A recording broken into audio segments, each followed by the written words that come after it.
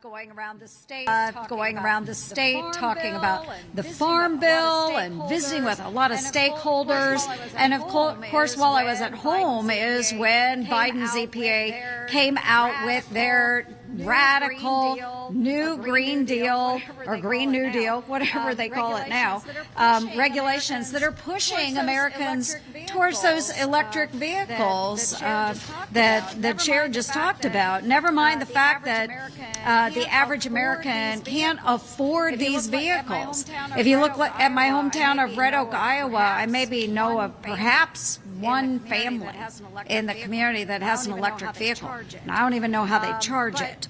But what we do know, electric vehicle batteries, they depend on minerals including lithium and cobalt. Lithium and cobalt. So let's take a look at the facts. China produces about 75% of all lithium-ion batteries that power those electric vehicles. And over 70% of the world's cobalt mining occurs in the Democratic Republic of Congo, done by child labor. Children as young as 4 years old. The remainder of the cobalt primarily does come from Chinese-owned firms. And, of course, to mine all of these minerals, the Communist Party of China relies on slave labor. So all of these greenies out there that are pushing the electric vehicles, they think they have the moral high ground with these vehicles. And I'll remind you all again that we are, one, supporting the Communist Party of China with the efforts of these electrical vehicle batteries, but also supporting child and slave labor. Bottom line, Biden's hurting America with these initiatives.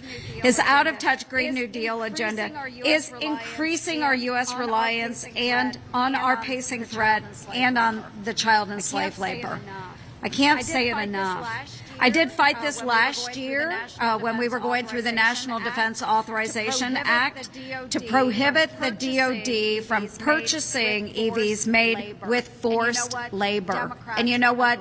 Democrats agreed, and we won that fight. Get ready for this, friends.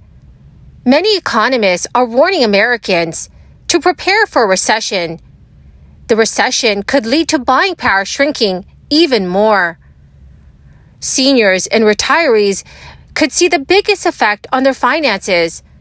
But several groups are pushing for Congress to step in and approve another boost to monthly benefits for millions of Americans. My dearest friends, please make sure that you watch until the end of this video.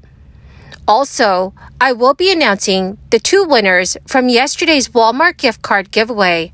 If you would like to enter these weekly giveaway, friends, all you have to do is click and like several of my videos, and then comment below the keyword of each video that you watch.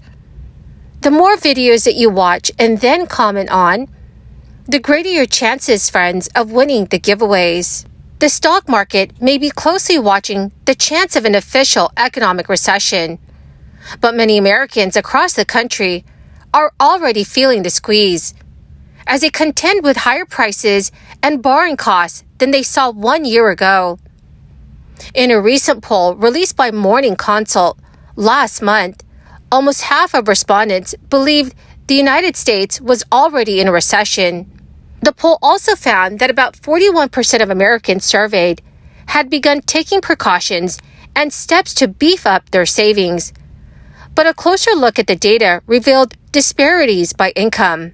Adults in households with annual earnings above $100,000 were more likely than others to say they were beginning to prepare for an economic downturn or recession, with 52% saying they had taken to stockpiling goods or food, cut back on spending, or other steps.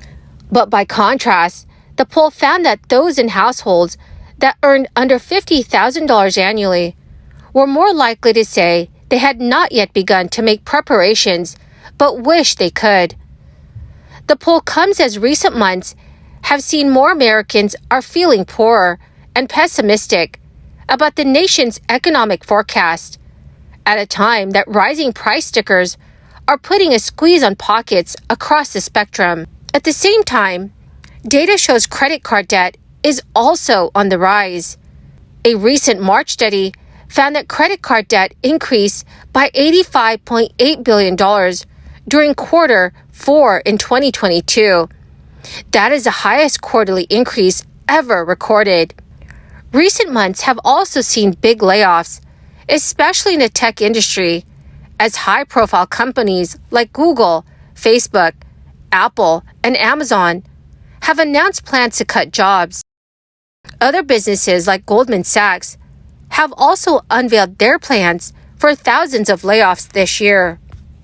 Research has shown more consumers making more than $100,000 a year say they're living paycheck to paycheck. At the same time, experts say the most vulnerable populations are bearing the brunt of the financial pain in current conditions. Anti-hunger advocates have said it's also been getting tougher for some food banks to meet the demand in face of higher food prices. Valerie Stone Hawthorne, the director of government relations at the North Texas Food Bank, told The Hill, "We are operating on a deficit budget right now. We are currently working on a budget of $66 million, but we're only forecasting $45 million in public support." Hawthorne's comments come amid increased concerns over what proposed cuts to non-defense spending on Capitol Hill could mean for efforts to combat food insecurity and homelessness amid a looming battle over the debt limit. Just in recent months, House Republicans have ramped up calls for significant fiscal reform and spending cuts to be made as part of a larger deal later this year to act on the debt limit, which will cap how much money the Treasury can owe to cover the nation's bills.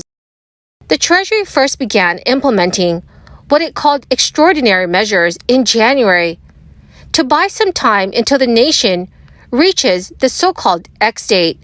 Among the proposals that have gained in House GOP conference in recent months include pitches for tougher work requirements for welfare programs, as well as cap limits for discretionary spending for non-defense programs at dollar levels not seen since 2022, amid a larger push by the party to combat inflation. House GOP leadership has signaled the conference will move on its own with a debt ceiling bill if Democrats do not come up to the bargaining table, vowing fiscal discipline as the national debt teeters around $31.4 trillion.